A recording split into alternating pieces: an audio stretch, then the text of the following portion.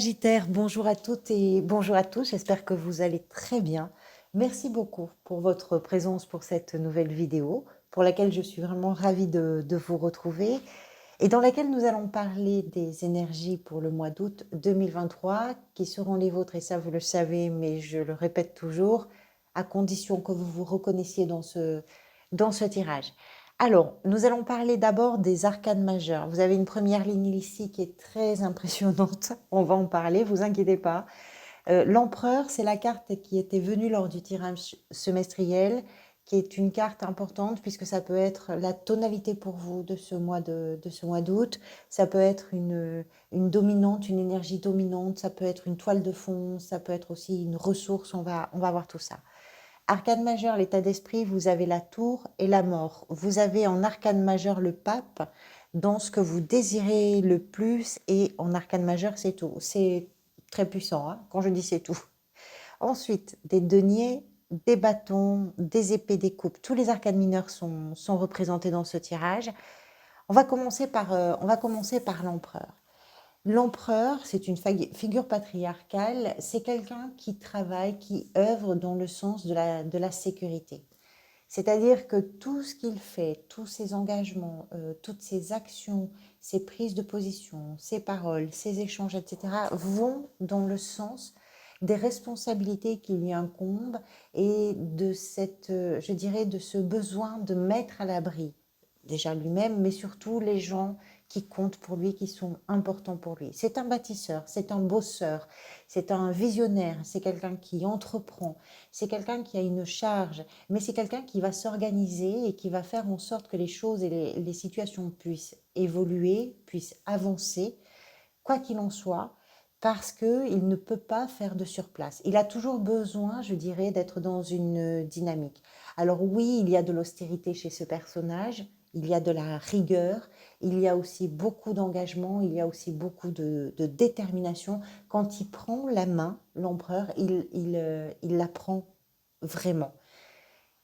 Pourquoi? Parce qu'il est conscient, et ça peut être votre énergie à vous bien sûr, peut-être que vous êtes conscient et consciente que si vous souhaitez obtenir quelque chose, si vous souhaitez euh, aller vers un de vos objectifs, si vous souhaitez, je ne sais pas, quels que soient vos objectifs, quels que soient vos désirs ou vos envies, tout est possible à condition de travailler dans ce sens. Et je pense que vous en avez conscience et que la vie sans doute va vous pousser à réfléchir à cette question et peut-être aussi à bouger quelque chose dans ce sens-là.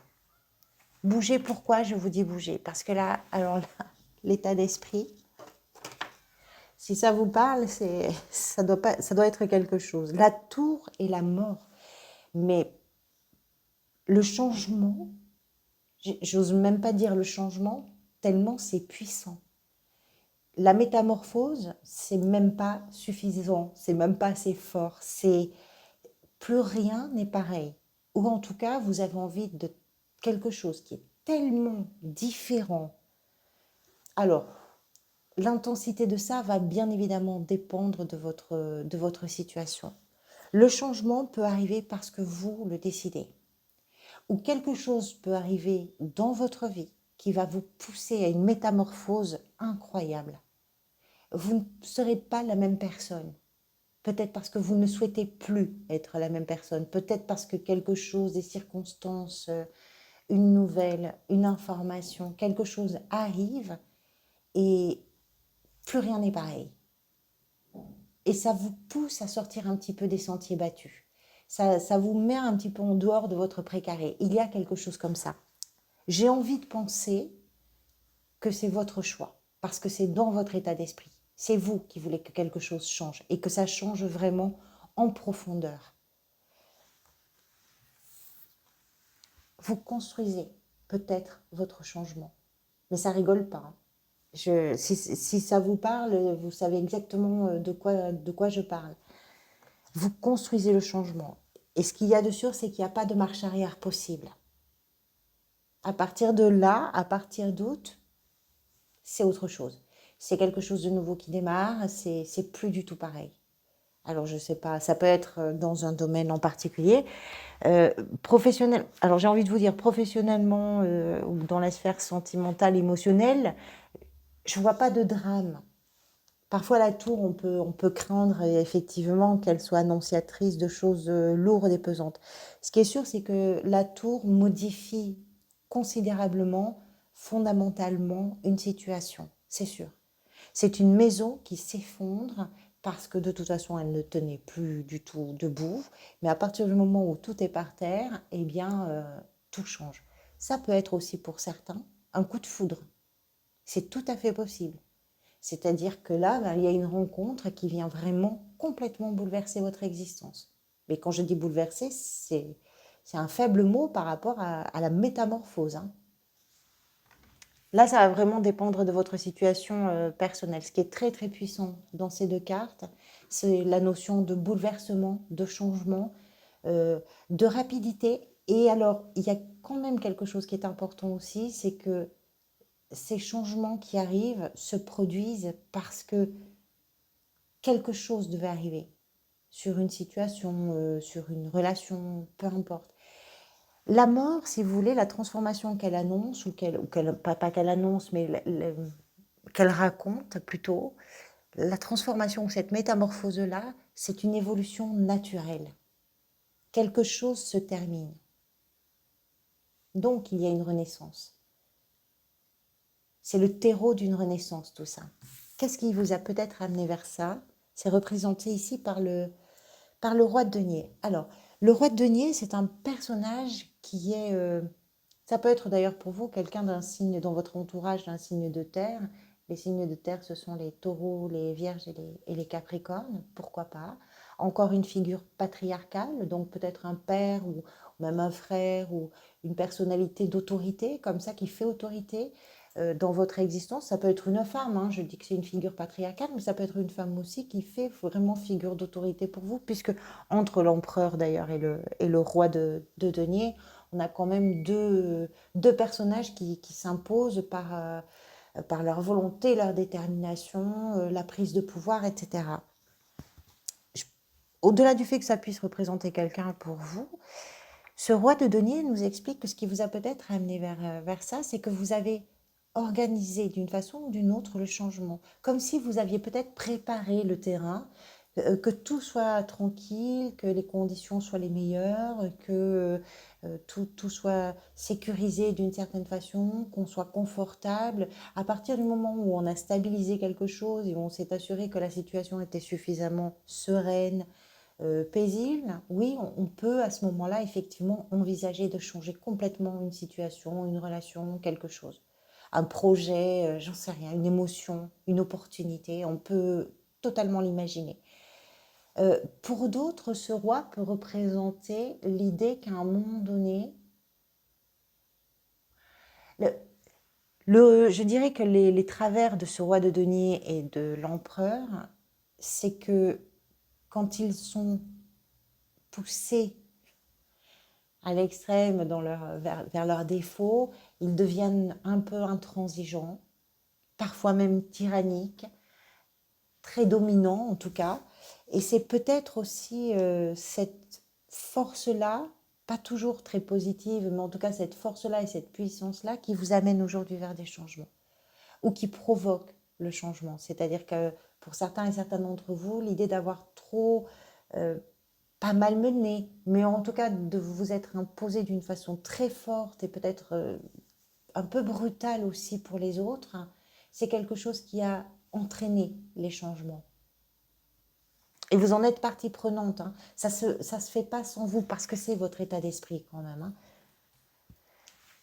Ce que vous voulez peut-être, vous, c'est le pape qui vient le représenter ici. Alors, le pape, c'est un gardien des règles, un gardien spirituel, un gardien des rites. Il va représenter peut-être une institution, il va représenter des valeurs qui sont profondes et un cadre traditionnel, euh, un cadre, je dirais, un héritage, une protection, une élévation. Ce que vient de nous raconter le pape, peut-être, si tout ça vous parle, dans ce que vous désirez le plus, c'est pourquoi pas suivre des règles. C'est que dans les changements qui sont en train de se mettre en place pour vous, peut-être que vous provoquez, peut-être qui arrivent par des circonstances de vie, des rencontres ou je ne sais quoi, ça peut être officialisé concrètement quelque chose, pourquoi pas, puisque le pape va venir célébrer un mariage, va venir célébrer un Pax par exemple, c'est possible.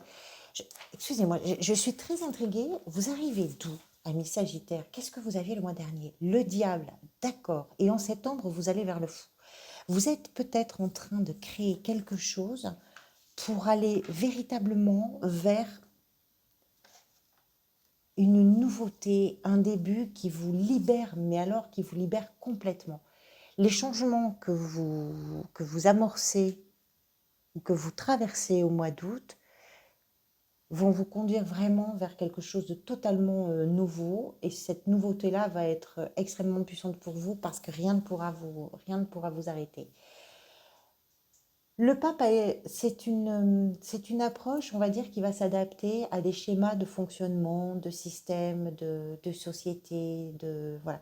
C'est en douceur, hein, c'est en douceur, mais il y a de l'évolution toujours. Mais c'est une carte qui parle de se conformer à quelque chose. C'est ce que vous voulez. Donc, soit officialiser quelque chose, soit vous conformer à quelque chose. Ça peut être aussi de vous élever d'une façon un peu plus spirituelle, d'apprendre, d'enseigner. Ça va vraiment, vraiment dépendre de votre situation personnelle. Ce que vous voulez aussi, c'est peut-être d'aller... si on part du principe que ce roi de denier représente quelqu'un, bah, c'est de pouvoir vous tourner vers une personne qui pour vous pourrait être soit un médiateur, soit un guide un petit peu, soit... voilà. Alors, on va retenir de cette carte la confiance, la foi, la consolation, j'ai envie de dire, l'aide, le soutien, l'envie d'apprendre et peut-être aussi le besoin d'aller vers quelqu'un qui va pouvoir d'une façon ou d'une autre vous guider. Il y a une recherche, une soif d'accéder à une connaissance par le biais d'une institution, par le biais de certaines règles, de certains... Voilà, je ne sais pas comment ça peut résonner pour vous. C'est très étrange ce jeu. Je ne sais pas du tout comment ça peut résonner. Peut-être qu'il parlera à une personne, en fait, ce tirage. Ce qui pourrait venir vous aider est représenté ici par la 3 de bâton. Alors, la 3 de bâton nous explique que ce qui peut peut-être vous aider, c'est de voir un peu plus loin. Ne soyez pas dans un périmètre vraiment trop proche dans votre façon de percevoir et de voir les choses.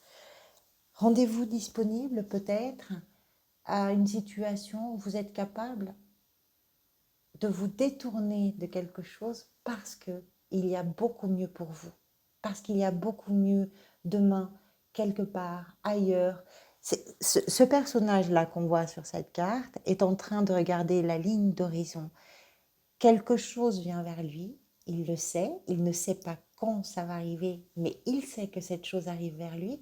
Et ce qui arrive vers lui, ben, ça tombe vraiment bien. D'abord parce que c'est mérité, parce qu'il a fait les bons choix, parce qu'il s'est engagé, parce qu'il y a travaillé. Je vous rappelle que vous avez quand même un empereur qui organise, hein, qui bâtit, qui structure les choses. Peut-être que vous avez pris des décisions très importantes pour vous. Vous en avez peut-être d'ailleurs encore à prendre, c'est possible. Mais dans votre quête peut-être de changement ou dans votre démarche de vous adapter à des changements ou à des grands bouleversements dans votre existence, vous savez qu'il y a quelque chose de bien qui vient vers vous et ça va vous aider. Ça va vous aider parce que c'est une perspective qui peut être vraiment très réjouissante. Le défi, c'est de vous y mettre. C'est de ne pas procrastiner, c'est de ne pas déléguer, c'est de vous y mettre. La 8 de denier, c'est quelqu'un de très concentré, de méticuleux, d'acharné, de tenace. C'est votre défi. de vous y mettre. C'est du travail, ça va vous demander des efforts, ça va vous demander de vous concentrer un peu, ça va vous demander de vous engager, de vous impliquer sérieusement, peut-être vraiment de vous dépasser aussi, de vous dépasser dans ce que vous allez réaliser. Ça va vous demander quelque chose. C'est un défi pour vous de réaliser ce qui est à réaliser. Tout ça, quand même, dans une perspective, comme je vous disais, très réjouissante, y compris pour votre autonomie, y compris pour votre sécurité ou pour votre stabilité, pour votre satisfaction. Hein. C'est pas pour rien. Quand on a une huit de denier, derrière c'est la 9. La 9 de denier, c'est vraiment une carte de satisfaction.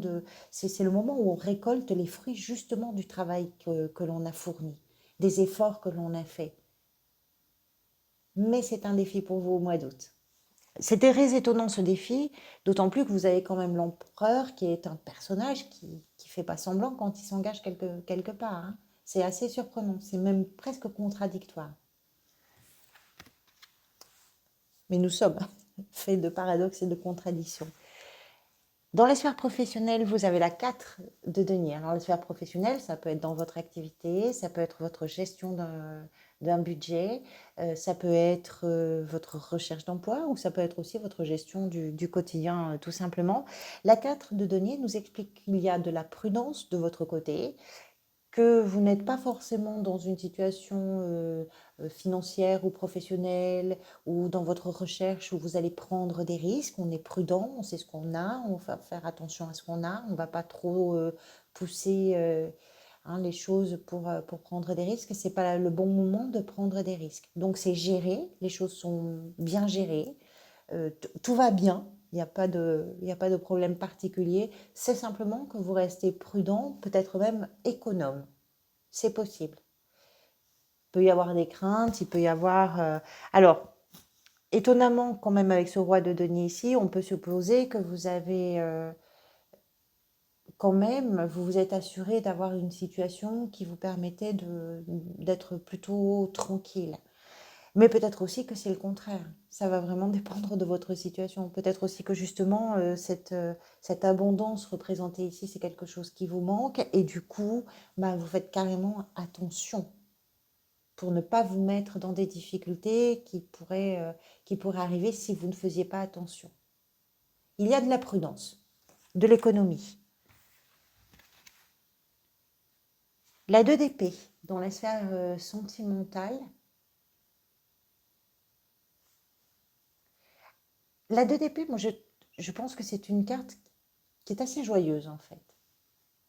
Qui est assez joyeuse parce qu'elle est intuitive finalement. Quand on a des choix à faire, quand on a envie de faire quelque chose avec les gens qu'on aime, que ce soit dans une relation amoureuse, dans une relation amicale, familiale, etc., l'important, c'est de savoir ce qu'on a envie de partager, ce qu'on a envie de vivre ensemble, ce qu'on a envie de faire comme projet. Euh, Tout ça, ça se décide avec le cœur, en réalité. Et pour vous, au mois d'août, peut-être que dans vos échanges avec les autres, ce qui va être important, c'est justement de mettre à l'honneur votre intuition pour vous permettre d'aller vers des décisions, vers des choix qui vont être cohérents avec ce que vous avez, vous, véritablement envie de réaliser. Ce sont des choix importants. Pourquoi? Parce qu'ils sont quand même aussi probablement liés à ces changements, possiblement. Tout est lié au changement pour vous. Je pense que cette première ligne, c'est vraiment la clé de votre tirage, à mon avis. Qu'est-ce qui se joue peut-être pour vous? C'est le roi de coupe qui vient représenter ça. Ce qui se joue, c'est votre stabilité émotionnelle. Ce qui se joue, c'est votre capacité à embrasser les événements, les émotions que cela génère en vous. Je dirais ce qui se joue pour vous, c'est votre évolution émotionnelle. Vous êtes peut-être en train il y a quelque chose en vous qui est en train de grandir, qui est en train de mûrir, beaucoup. Peut-être parce que vous y êtes obligé, parce qu'avec la tour, on ne sait pas, c'est peut-être vous, mais c'est peut-être la vie aussi qui vous y pousse. Vous êtes peut-être obligé de faire avec des situations qui émotionnellement peuvent véritablement vous submerger. Ce qui se joue là, c'est d'apprendre à cohabiter avec vos émotions, à les accepter. Et de les accepter, ça va vous permettre aussi de dépasser certaines situations. C'est ça qui se joue. Comment vous gérez les choses, comment vous y faites face, comment vous embrassez ces situations et comment vous acceptez de vivre vos émotions sans que cela vous dépasse, sans que cela vous emporte. Ce roi de coupe, c'est beaucoup de bienveillance, c'est aussi prendre soin de soi quelque part parce qu'il a cette capacité d'empathie, d'amour. Il apporte beaucoup de réconfort, hein. C'est vraiment un guide émotionnel, c'est un soutien. C'est peut-être ça que vous êtes en train de construire aussi, une forme de stabilité émotionnelle. Ce vers quoi vous allez, je vous disais que vous avez le fou sur le mois de septembre. Ben ici, ce cavalier de bâton amorce le mouvement, hein. Le cavalier de bâton, comme tous les cavaliers du tarot, est engagé dans une grande dynamique. Et ici, il est question de ce qui vous passionne, il est question de ce qui provoque chez vous de l'enthousiasme, il est question de ce qui fait le sel de la vie, le piment de la vie. Ça peut être aussi par un mouvement géographique, un déplacement, un déménagement, un voyage. Ça peut être aussi par rapport à quelque chose qui vous lie d'une façon ou d'une autre à des territoires qui vous sont étrangers, donc vraiment au-delà de vos frontières, mais peut-être aussi d'un périmètre que vous connaissez, et tout d'un coup vous sortez de ce périmètre, pourquoi pas. Ce cavalier fonce vers des opportunités, fonce vers... Alors, c'est un peu tout feu, tout flamme, hein, cette histoire avec le cavalier de bâton, parce que il n'a envie de résister à rien, de renoncer à rien. Tout, tout est bien. Tout est bien, il veut tout découvrir, il veut tout savoir, il veut tout essayer. Il y a quelque chose comme ça, il y a vraiment une fougue incroyable. La tour ici, quels que soient les changements pour vous, je pense que dans le fond, ça réveille véritablement une pulsion de vie très puissante en vous. Je ne sais pas si ça vous parle, mais merci d'avoir écouté.